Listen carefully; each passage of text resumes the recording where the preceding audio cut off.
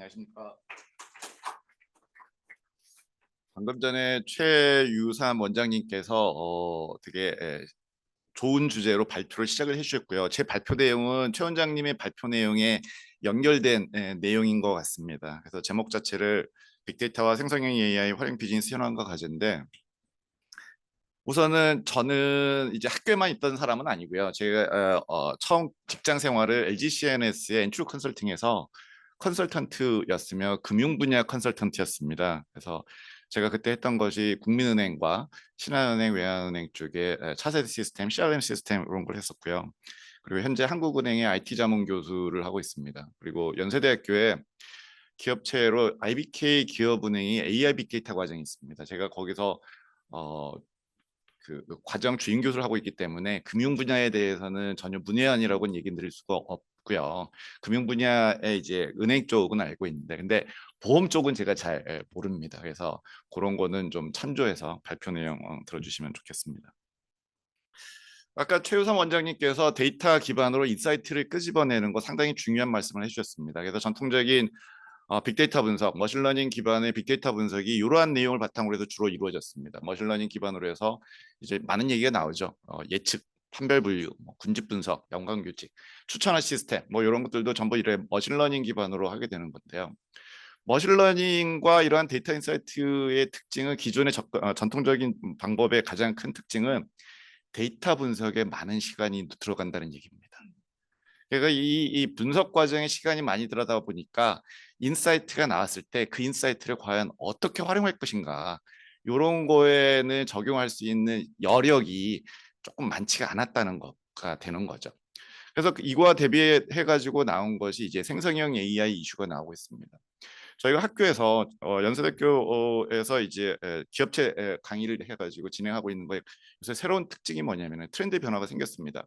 작년 올해 트렌드의 변화가, 작년 초까지만 하더라도 전통적인 이러한 머신러닝 기반의 데이터 인사이트를 끄집어내는 거, 이것이 전통적인 트렌드로 강조가 됐습니다. 근데 작년 말 올해부터 바뀐 게 뭐냐면 생성형 AI를 이용해서 분석에 들어가는 노력을 줄이고 거기에서 분석 결과를 과연 업무에 어떻게 활용할 거냐, 이런 식으로 좀 트렌드가 바뀌고 있습니다. 그 과정의 핵심이 이러한 생성형 AI가 있는 것입니다. 생성형 AI는 실제로는 한 1년 반 정도밖에 안 됐죠. 1년 반밖에 안 됐고, 작년 우리나라 같은 경우는 작년 초부터 해서 챗GPT가 활용이 됐는데, 텍스트 기반으로 해서 생성이 되는 것이 있지만 텍스트 말고도 당연히 이제 파이썬 프로그래밍 코드라든가 이미지 생성, 스피치 생성, 동영상 생성 등 다양한 분야의 생성형 AI가 지금 적용이 되고 있습니다. 그래서 이러한 생성형 AI의 핵심은 GPT라고 그러는데, GPT가 Generative Pre-trained Transformer인데, 이 세 가지 핵심의 G라는 것이 생성이라는 것입니다. 결국은 어떤 입력을 하면은 그 입력에 맞춰서 아웃풋을 출력하는 그 생성이 처음에 G가 되는 거고요. 그 다음에 가운데 P에 해당하는 것은 Pre-trained라고 해가지고 미리 학습을 해놓은 내용을 바탕으로 한다는 것입니다. 예를 들어 가지고 뒤쪽에서 사례가 나올 텐데, 어떤 회사의 소개 자료를 만들어 달라. 그럼 회사의 소개 자료들을, 전 세계에 있는 소개자들을 다 학습을 합니다. 선행을 학습을 합니다. 그러면서 과연 어떠한 소개 자료, 어떤 목차가 가장 많이 쓰이고 가장 많이 쓰이는 그런 내용을 먼저 파악을 하는 거죠. 그런 걸 먼저 학습을 하는 것입니다. 그리고 세 번째가 트랜스포머라는 건데, 트랜스포머라는 것은 맥락을 파악을 한다는 것입니다.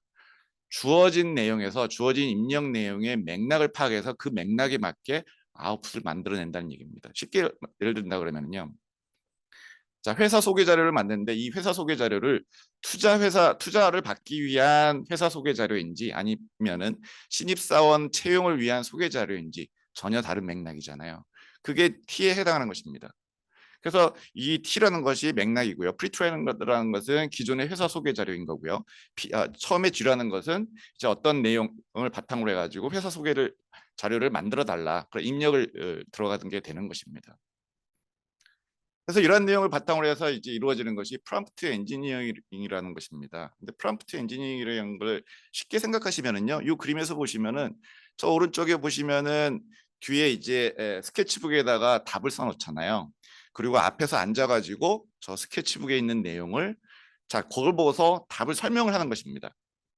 그리고 이제 그 앞에 앉아 있는 박진영이 그 설명을 듣고서 답을 이제 대답하려고 노력을 하는 거죠. 박진영의 역할이 생성형 AI의 역할입니다. 그리고 요 앞에서 설명을 하는 사람이 생성형 AI 사용자의 역할이 되는 거죠. 그러니까 생성형 AI를 쓰는 사람은 자기가 원하는 그림이 어떤 게 있어요. 만들고 싶은 모습이 있습니다. 그게 스케치북에 있는 거죠. 그런데 그거를 여러분들 저런 오락 프로그램 보시면은 설명하기가 쉽지가 않아요. 그러니까 저 설명을 잘하면은 저 박진영이 대답을 빨리 하는 거고요. 설명을 잘 못하면은 대답을 잘 못하는 거죠. 이게 프롬프트 엔지니어링의 핵심입니다. 예를 들어 가지고 요즘 K 한류가 인기잖아요. 그러면은 생성형 AI에다가 한국 음식 조리법을 만들어줘. 그럼 생성형 AI라 하더라도 잘 못 만듭니다. 그러면은 한국 요리 조리법이 아니라 김치찌개 조리법을 만들어줘. 엄청 잘 만들어주죠. 그게 이제 설명하는 사람, 아까 맥락이라는 거, 그거를 설명하면은 아웃풋이 잘 나오게 된다는 얘기입니다. 그만큼 프롬프트를 입력하는 사람의 역할이 상당히 중요하다는 얘기입니다. 자, 그럼 생성형 AI를 이용해 가지고 과연 어떻게 활용할 수 있을 것인가? 여기 보시면은요, 이게 챗GPT-4를 이용한 건데 보험연구원의 웹사이트 주소를 저기다가 입력을 했습니다. 저 주소를 입력을 하고요. 챗GPT에다가 자, 이 홈페이지를 네가 가서 방문해서 내용을 검토한 다음에 보험연구원을 소개하는 보고서를 만들어줘. 그러면 그 우선 보고서를 만들기 전에 보고서의 아웃라인을 한번 만들어봐. 그러면 이러한 보고서의 아웃라인이 만들어지게 되는 것입니다. 그러면 여기에서 이미 선행학습, 프리트레인드 됐다는 것은 전 세계에 있는 회사 소개를 하는 그런 보고서들을 이미 미리 선행학습을 한 거고요.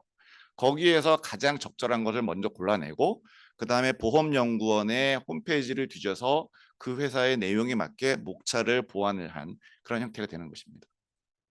그럼 저 아웃라인을 바탕으로 해가지고 자, 그러면 중간에 몇 개 단계가 있을 텐데 생략을 하고요.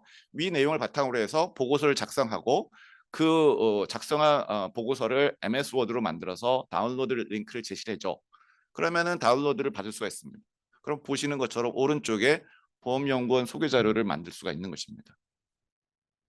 소개 자료를 만드는 것이 끝나는 것이 아니라요. 이 보고서를 바탕으로 해서 발표 장표를 만들어줘. PPT를 만들어줘. 바로 프롬프트를 입력할 수가 있습니다. 그럼 PPT가 만들어지고요. 그리고 나서 PPT에 당연히 이제 그림이라든가 테이블들이 들어가야겠죠. 그럼 프롬프트로 타이틀 페이지에 들어갈 적절한 이미지를 만들어줘. 그럼 이제 이런 식으로 이미지들이 이제 생성이 되게 되는 것입니다. 그러면은 이미지가 원하는 형태로 계속 수정 보완할 수가 있게 되는 것입니다. 그리고 여기서 끝나는 것이 아니고요. 자, 이제 발표 장표가 만들어지면은 각 장표별로 발표 대본 만들어줘. 이렇게 할 수가 있습니다. 그럼 발표 대본의 스타일을 이제 스티브 잡스가 발표를 잘하니까 스티브 잡스 스타일로 발표 대본을 만들어줘. 다 발표 대본이 이제 만들어지게 되는 것입니다. 넘어가지가 않네요. 자, 이거를 보고서뿐만이 아니라 신사업이나 서비스 기획하는 쪽에 그런 생성형 AI를 과연 어떻게 사용할 수 있을 것인가. 방금 전에 보험연구원의 보고서와 발표 장표는 이제 프롬프트를 아주 간단하게 했는데 이 프롬프트 엔지니어링의 기본 아이디어는 단 한 번의 프롬프트로 원하는 아웃풋이 나오는 것은 어렵습니다. 계속 몇 단계를 거치면서 계속 질의응답 과정을 거쳐가지고 원하는 최종 아웃풋을 거치게 되는 것입니다. 이 시나리오 같은 경우는 우선 첫 번째 9번째 단계를 거칩니다. 첫 번째 신사업 기획 컨셉트를 요청을 하고요. 그 리스트 중에 하나 골라서 선택한 기획 컨셉트에 대해서 자세한 자료 추가 요청하고요. 그 관련해 가지고 경쟁사의 유사 서비스 그리고 관련된 고객 요건 분석해줘. 그리고 이러한 내용을 바탕으로 해서 경쟁사 대비 경쟁 우위 서비스안을 만들어 봐.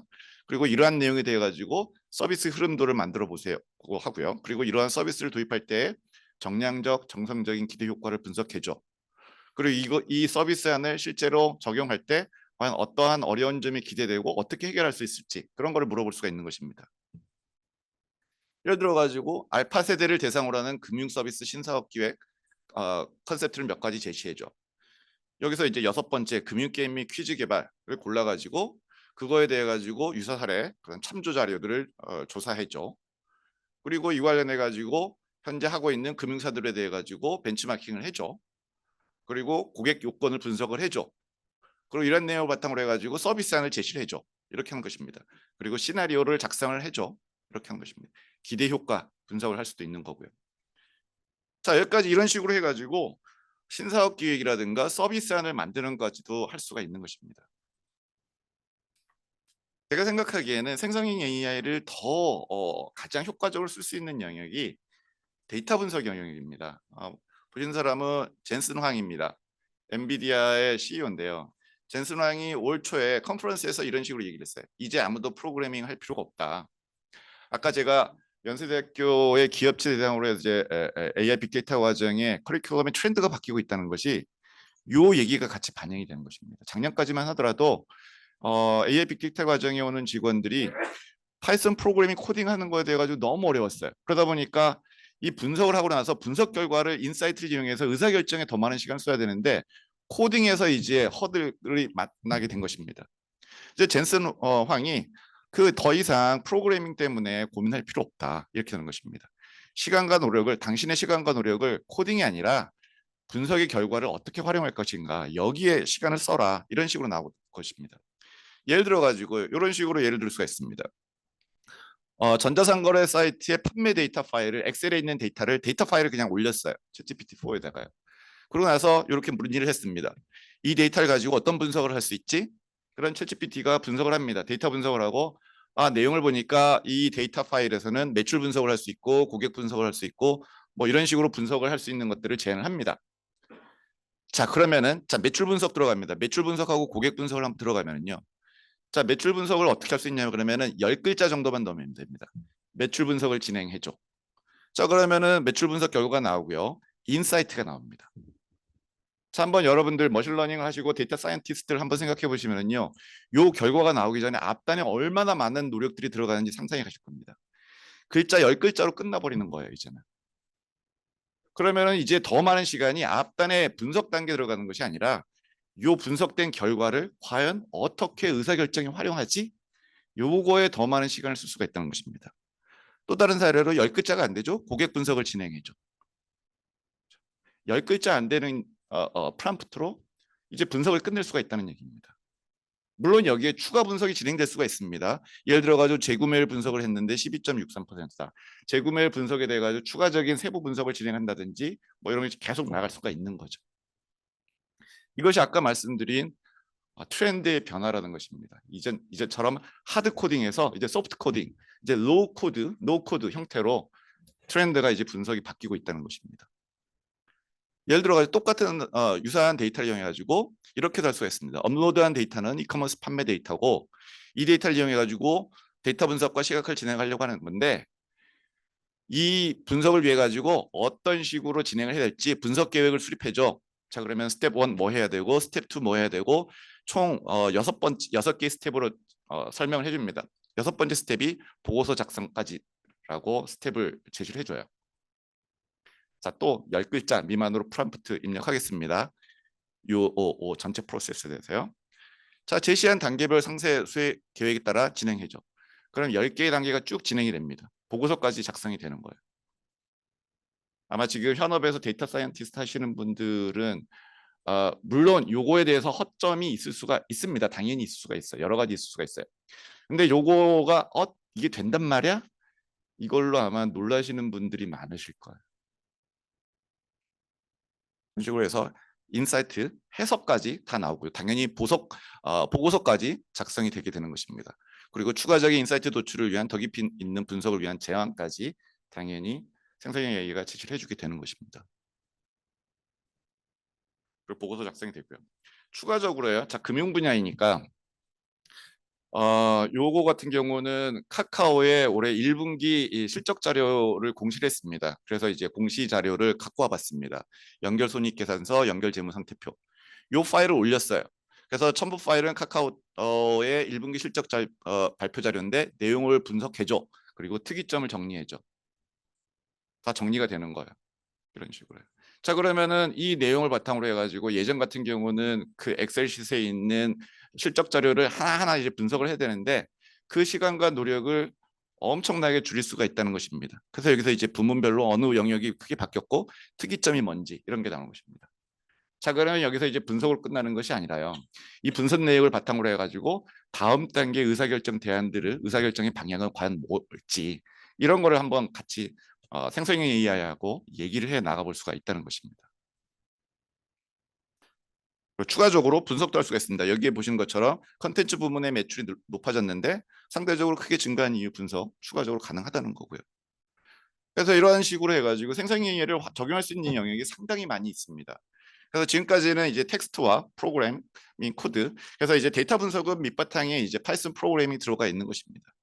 그래서 그 외에도 이제 이미지라든지 동영상, 음악 영역에서 상당히 적용될 수가 있는 것입니다.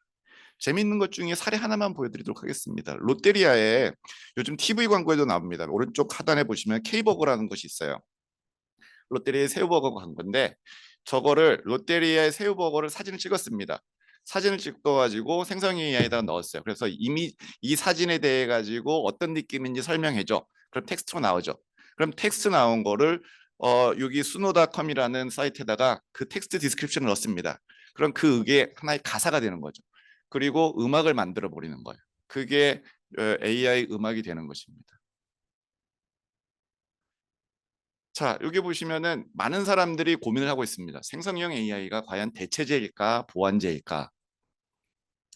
위의 그림은요, 할리 데이비슨이 광고 사진입니다. 실제 생성형 AI를 이용해 가지고 할리 데이비슨을 저 허벌판에 있는 사진을 찍은 게 아니고 생성형 AI로 만든 겁니다. 그래서 광고 포스터를 만들어서 실제 광고를 진행을 했습니다. 저 작업은 디자이너가 했어요. 광고 디자이너들이 했습니다.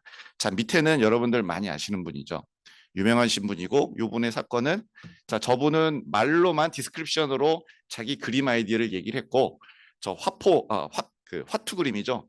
화투 그림을 저 강원도에 사시는 실제 화가가 그 디스크립션을 듣고서 그림을 그린 겁니다. 그래서 그 화가분이 생성형 AI 역할을 하신 거예요. 그죠? 자, 그런데 밑에 있는 그 화가분이나 저 위에서 작업을 한 디자이너나 똑같은 디자이너의 역할입니다. 근데 역할이 달라요. 위에 디자이너는 생성형 AI를 보완제로 쓴 거고요. 밑에는 생성형 AI의 대체제 역할을 해버린 겁니다.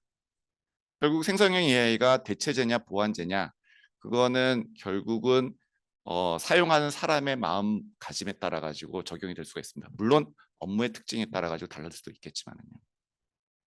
그래서 생성 AI가 다양한 분야에 적용될 수가 있는데 넘버원 분야가 금융보험업입니다. 특히 이제 금융보험이라 가지고 금융 쪽이니까 데이터 유출 이슈 때문에 어려워. 항상 생성 AI를 이용하면 금융 쪽에 계신 분들은 그 얘기를 먼저 합니다. 근데 한번 고민해 봐야 된다는 거죠. 과연 그러면 금융 분야에서는 생성 AI를 평생 계속 쓰지 말아야 될까? 금융 분야에서도요. 보시면은 마케팅 분야, 운영 분야, IT 분야, 법률, 인사 분야, 인력 최적화 분야 다양한 분야가 있다는 것입니다. 상당히 많은 분야에 쓸 영역이 존재한다는 얘기입니다. 하지만 생성형 AI 기술의 한계가 여러 가지 존재합니다. 데이터의 제약이라든가 hallucination 이슈, 그다음에 답변 일관성 미흡이라든가 정보 유출 이슈라든가 윤리 도덕적 이슈 이런 게 있습니다. 그래서 현재 이런 것들은 현재까지 기술 한계고요. 결국은 생성 AI에 대한 투자가 이루어지고 기술 발전이 이루어지다 보니까 계속 지속적으로 보완이 이루어질 것입니다. 그래서 이러한 내용을 바탕으로 해서 기업체에서는 그러면 생성 AI를 과연 어떻게 할 것인가? 자, 요거 관련해 가지고요. 재미있는 현재 진행되고 있는 것이 국내의 KT하고 SKT가 똑같은 통신사입니다. KT에서는 생성형 AI를 금지를 시켰습니다. SKT는 허용을 하고 있습니다. 자, 똑같은 통신사인데 뭐 SKT라고 정보 유출 이슈 걱정이 없을까요? 똑같습니다. 그죠? 근데 SKT에서는 여러 가지 접근 방법이 있는 거죠. 그런 정보 유출 이슈라든가 여러 가지 이슈들을 접근 방법이 있다는 것입니다. 그리고 아웃풋 출력수의 제한, 그다음에 프롬프트 엔지니어링의 중요성. 요거는 아까 그림에 아까 보셨던 그런 게 있고요. 그리고 여러 가지 기술적 이슈가 있습니다. 인프라 같은 경우는 과연 클라우드로 갈지, 온프레미스로 할지, 그다음에 데이터를 공용 데이터만 쓸지, 사내 데이터를 과연 활용을 할지, 그리고 이제 생성 AI를 스탠더드로 쓸지 아니면 사내 시스템하고 통합을 할지 상당히 중요한 이슈가 있습니다. 하지만 이러한 생성형 AI에도 결국은 데이터가 필요합니다. 데이터가 있어야만이 생성형 AI가 점점점 활용이 될 수가 있겠죠. 결국 이러한 데이터는 자 우리가 이제 수도꼭지를 보시면은 사람들이 수도꼭지만 볼 것입니다. 생성형 AI나 빅데이터 활용이 잘 되는 사례를 보시면 저 회사 되게 잘하네. 저 수도꼭지만 보일 텐데 실제로 저 수도꼭지에서 물이 나오기 위해서는 밑단의 인프라가 갖추는데 엄청난 고생이 들어간다는 거죠.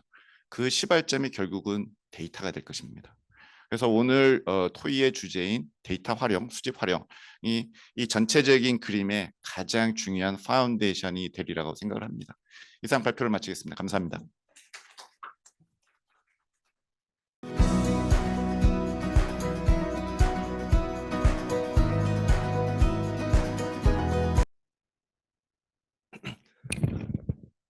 네, 오늘 보험회사 데이터 거래 현황과 과제라는 주제로 발표를 맡은 보험연구원의 박희우 연구위원입니다. 먼저 발표에 앞서서 목차에 대해서 간략히 소개를 해드리겠습니다. 먼저 1장에서는 오늘 발표의 배경에 대해서 간략히 말씀을 드리고 2장에서는 이제 보험회사 데이터 거래가 왜 필요한지 그리고 제약 요인이 무엇인지에 대해서 말씀을 드릴 것입니다. 그리고 3장에서는 이제 그러면 이런 데이터 거래를 하고 있는 해외 사례로서 일본 보험회사의 데이터 거래 사례를 말씀을 드린 후에 마지막 4장에서 오늘 발표를 정리하고 시사점에 대해서 말씀을 드리도록 하겠습니다. 먼저 국내 보험 시장은 모두 다 아시다시피 지금 신규 고객층이 감소하면서 성장 동력이 약화되고 있습니다. 수입 보험료 증가율의 경우에도 과거에 비해서 현재 지금 되게 그 수치가 둔화된 것을 확인할 수가 있는데요. 이에 비해서 지금 성장이 정체된 보험 산업과는 달리 국내 데이터 산업은 빠른 성장세를 이어나가고 있습니다. 특히 2020년에 데이터 3법이 시행된 이후로 데이터 산업의 이런 성장세는 더욱 가팔라졌고 20년 이후로 거의 10% 이상의 그런 성장세가 이어지고 있습니다. 향후 빅데이터의 수요 증가, 그리고 오늘 앞에 김희용 교수님께서 말씀해 주셨다시피 AI 기술이 발전하고 그 쓰임새가 더 확대되고 또 정부 정책의 규제가 개선됨에 따라서 데이터 산업의 성장세는 앞으로도 더욱 지속될 것으로 기대가 됩니다. 그럼 보험회사는 앞에서 말씀드린 그런 저성장을 극복하기 위해서 이런 사실 여러 가지를 고민해 왔지만 데이터 산업에서 성장 동력 창출 방안을 찾기 위한 노력도 지속하여 왔습니다. 특히 보험회사는 보험회사가 보유하고 있는 내부 데이터를 분석 활용을 고도화해서 뭐 언더라이팅이라든가 고객 관리라든가 이런 보험업 전 가치 사슬에서 소비자 경험을 개선하고 업무 효율화를 이루는데 많은 노력을 지속해 왔습니다. 그리고 이에 따른 성과는 어느 정도 상당한 것으로 지금 얘기가 되고 있고요. 그리고 최근에는 이제 외부 데이터를 결합 활용해 가지고 그러니까 예를 들어서 보건의료 데이터나 뭐 신용 데이터와 같은 이제 타 이종 업종의 데이터를 보험회사의 데이터와 결합하고 활용하려는 이런 시도도 이어지고 있습니다. 이와 더불어서 또 보험회사는 이제 보유하고 있는 내부 데이터를 외부에 판매하거나 공유하여 그러니까 데이터를 거래해서 부가적인 수익이나 가치를 증대시킬 수도 있는데 현재 국내 보험회사가 이런 보유 데이터를 거래 활성화한 사례는 거의 없는 실정입니다. 그래서 보험회사는 이제 새로운 사업 모델로서 내부 데이터를 거래, 그러니까 판매 공유하는 방안을 고려할 필요가 있습니다. 그래서 오늘 발표에서는 국내 보험회사의 데이터 거래 활성화 방안 검토를 위해서 해외 보험회사의 사례를 살펴보고 그런 해외 보험회사들은 데이터 거래에 따른 제약 요인을 어떠한 방법으로 극복하였고 그리고 그들의 거래의 특징과 그리고 우리 보험회사에 대한 시사점은 무엇인지에 대해서 한번 생각을 해보도록 하겠습니다. 먼저 데이터 거래란 데이터 판매자와 구매자 사이에서 데이터를 전송, 사용, 이전하는 행위를 의미합니다. 그래서 이러한 데이터 거래의 유형은 뭐 되게 다양하게 나눌 수가 있겠는데 크게 한 3가지 정도로 분류를 해 보았습니다. 먼저 첫 번째 데이터 거래 유형은 제공형 데이터 거래입니다. 이런 제공형 데이터 거래는 이제 데이터 판매자만 보유하고 있는 데이터를 이제 구매자에게 일방적으로 전송하는 그런 데이터 거래를 의미합니다. 이때 데이터 구매자는 판매자에게 뭐 금전적인 수익, 그러니까 뭐 그런 금전적인 가치를 그런 대가를 지불함으로써 데이터를 이용할 수가 있습니다. 그리고 두 번째 데이터 거래는 이제 창출형 공유 데이터 거래입니다. 이러한 창출형 데이터 거래는 데이터를 보유하고 있는 이제 다수의 복수의 당사자가 데이터 거래에 참여를 하게 됩니다. 그래서 이들은 이제 데이터를 서로 공유를 해서 그런 데이터 분석을 통해서 좀 데이터의 부가가치를 극대화하는 이런 유형의 데이터 거래를 의미한다고 할 수가 있겠습니다.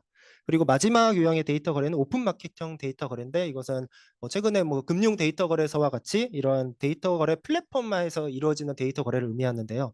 오늘은 이제 발표 시간의 제약상 제공형 그리고 창출형 데이터 거래에 좀 집중을 해서 말씀을 드리도록 하겠습니다. 이런 제공형, 창출형 데이터 거래 같은 경우에는 플랫폼과 같이 제3자 없이 데이터 판매자와 구매자가 자율적으로 데이터 거래를 할 수 있기 때문에 사실 그런 제도적 규정이나 뭐 정책보다는 데이터의 수요와 공급의 일치가 가장 중요하다고 할 수가 있겠습니다.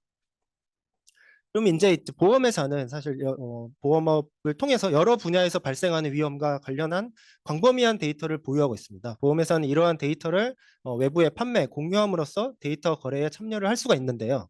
이러한 보험회사가 보유하고 있는 데이터를 또 한 세 가지 정도로 또 분류를 해볼 수가 있겠습니다. 그래서 분류를 하는 기준은 다양한 기준이 있을 수 있겠지만 오늘 발표에서는 개인정보보호 규제 적용에 따라서 보험회사 보유 데이터를 한번 분류를 해보았는데요. 먼저 보험회사가 보유하고 있는 데이터는 첫 번째로 민감 정보로 분류를 할 수가 있습니다. 이러한 민감 정보에는 뭐 진단, 병력, 유전, 발병과 같은 이런 건강 관련 데이터가 포함이 되는데, 이러한 민감 정보는 원칙적으로 데이터 처리가 금지되는 등 개인정보 보호 관련해서 엄격한 규제가 적용이 됩니다.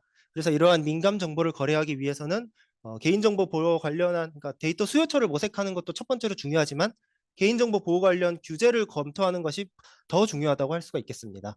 그리고 또 두 번째 보험회사가 보유하고 있는 데이터는 민감 정보를 제외한 개인정보입니다. 이런 데이터에는 뭐 텔레메틱스 데이터, 아니면 뭐 웨어러블 데이터, 뭐 촬영 관련 데이터 등이 포함이 되는데, 이러한 민간 정보를 제외한 개인정보의 경우에도 개인정보 보호 관련 규제가 적용이 되기 때문에 이런 규제와 데이터 수요처 모색, 이 두 가지가 동시에 진행이 되어야만 데이터 거래가 이루어질 수 있다고 하겠습니다.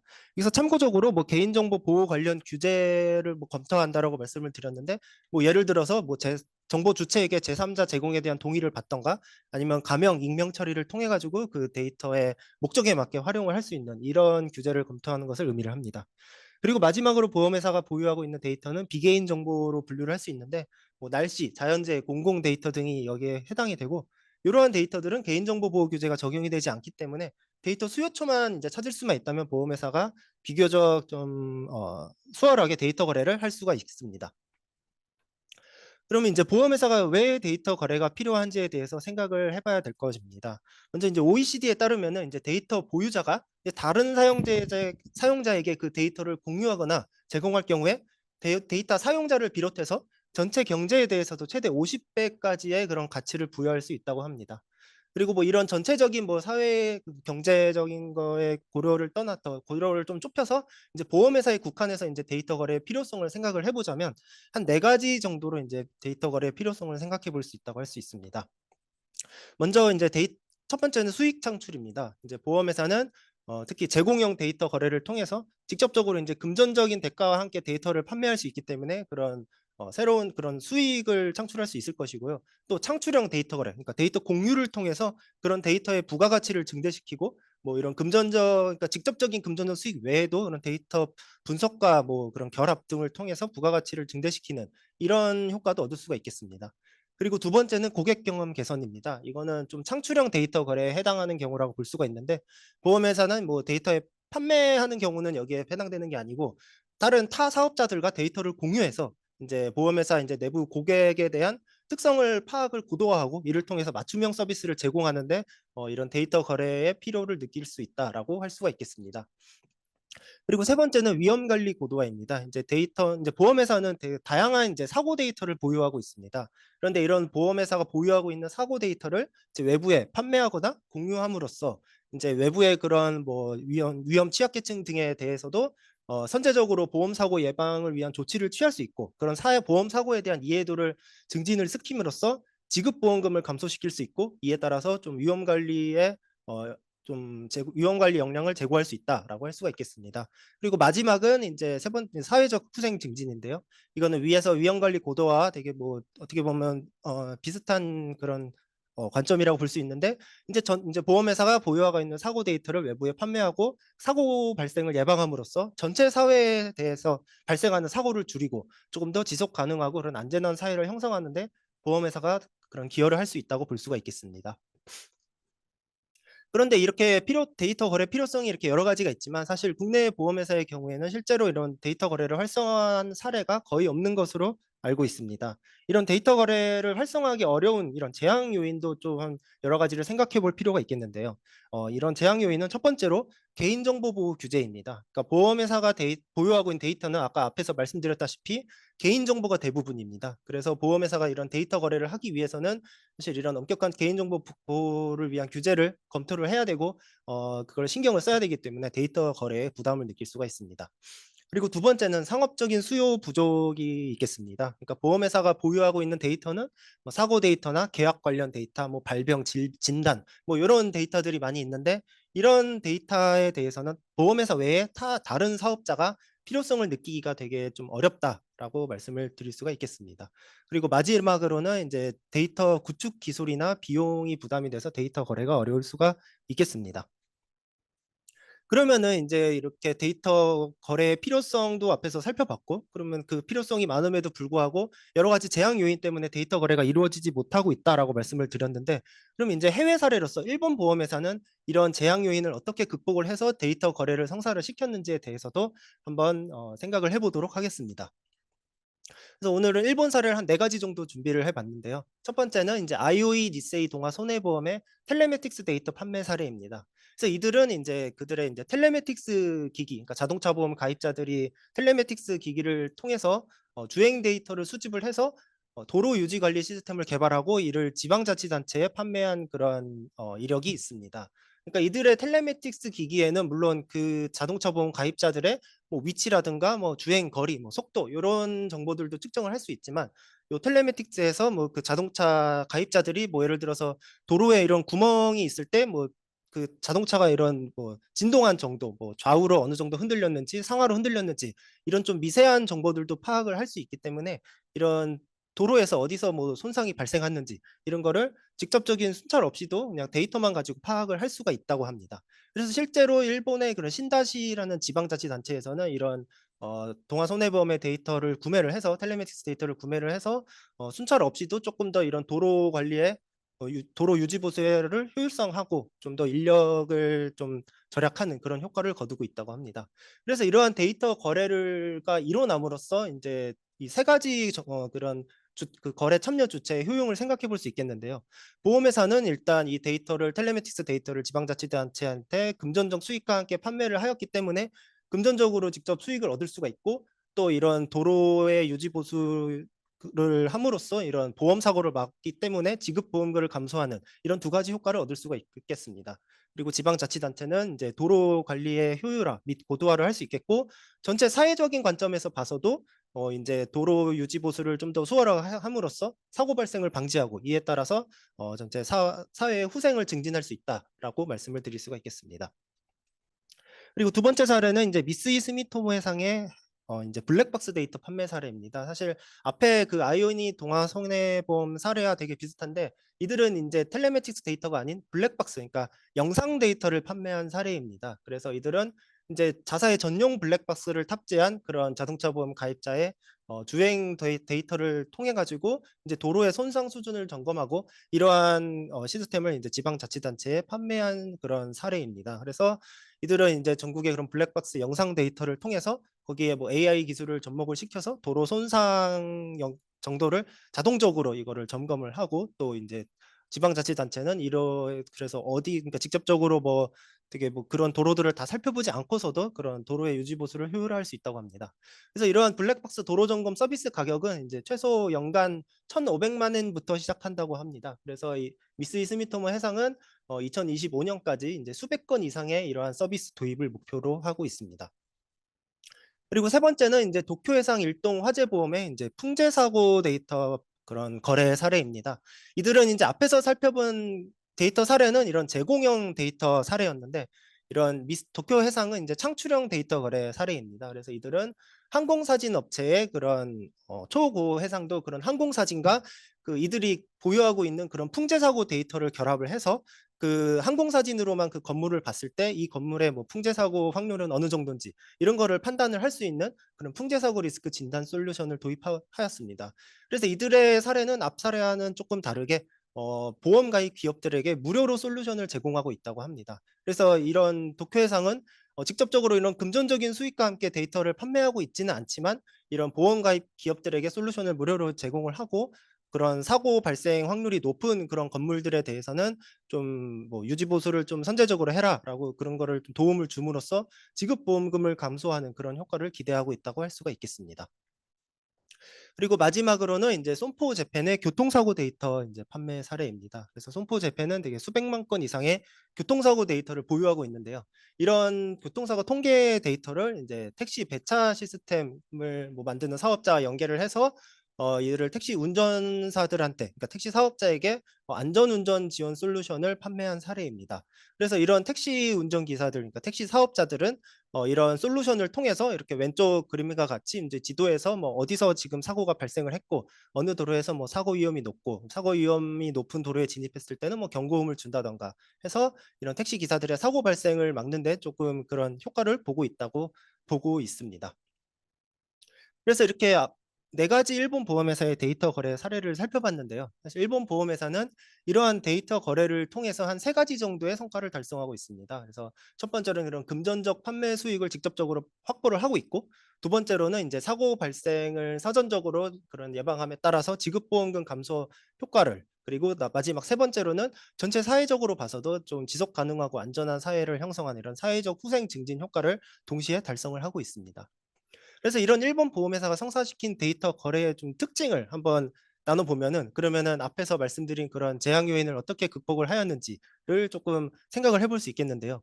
먼저 이런 일본 보험회사의 특징은 첫 번째로 개인정보 보호가 규제가 엄격하지 않은 데이터 위주로 이런 거래를 성사시켰다는 데 있습니다. 그러니까 사실 일본 보험회사가 뭐 이런 뭐 제가 말씀드린 사례에서는 그런 건강 정보나 진단 정보를 판매한 사례를 말씀을 드리진 못했는데, 사실 이들은 일단 민감 정보 외의 개인 정보나 아니면 사고 정보와 같은 비개인 정보 위주로 이런 데이터 거래를 집중을 해서 개인정보 보호 규제에 따른 재앙 요인을 극복하고 있다고 할 수가 있겠습니다. 그리고 두 번째 특징으로는 이제 일본 보험회사는 데이터 수집 기술을 개선시켰습니다. 그러니까 아까 말씀드린 텔레메틱스의 경우에도 그런 미세한 진동 정보도 파악할 수 있는 만큼 그 기기가 고도화됐고, 블랙박스도 그 데이터 그 어쨌건 고해상도로 도로 주행 데이터를 도로 주행 영상을 수집을 하고 분석 역량도 되게 제고를 했다고 합니다. 그래서 이런 데이터 수집 기술을 개선해서 상업적 수요가 부족하다, 혹은 데이터 구축 기술 및 비용이 부족하다라는 이런 제약 요인을 극복했다고 할 수 있습니다.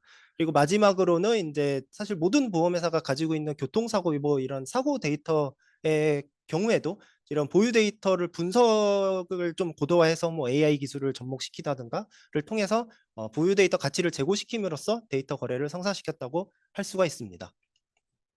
그러면 이런 일본 보험회사들을 통해서 인제 국내 보험회사들에서 인제 생각할 수 있는 그런 시사점은 무엇인지에 대해서 좀 간단하게 한번 생각을 해 보도록 하겠습니다.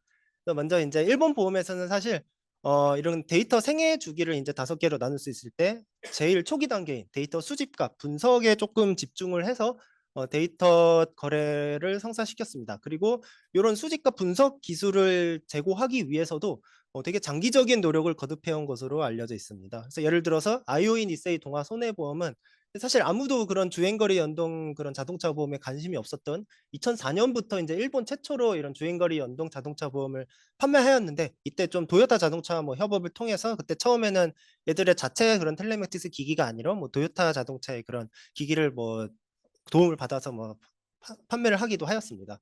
그리고 최근에도 이런 텔레매틱스 서비스에 뭐 그런 자동 뭐 사고 출동 서비스라든가 뭐 AI 기술 분석 기술을 좀 추가하는 등 데이터 수집 분석 방식을 지금도 계속 지속적으로 개선을 하고 있다고 합니다.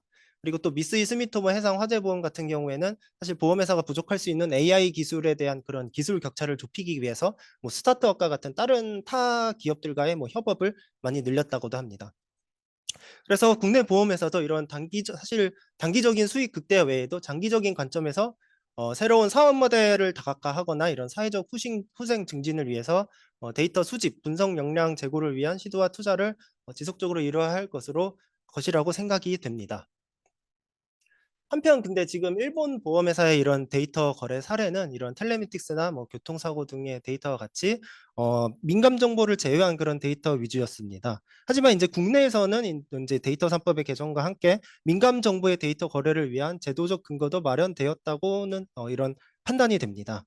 그래서 뭐 사실 이런 지금 데이터 거래 사례가 인제 먼 미래의 일이거나 뭐 지금 단기적으로 많은 비용이 그런 필요한 그런 사업 모델일 수도 있지만, 이제 국내 보험회사가 만약에 텔레매틱스나 뭐 사고 데이터 등에서 데이터 거래 일본 보험회사처럼 데이터 거래의 선례를 남기고 좀 사회적 공감대를 축적할 경우에는 인제 향후 웨어러블이나 뭐 진단 등을 포함한 이제 다양한 보험회사 데이터의 거래 가능성 또한 높아질 것이라고 생각이 됩니다.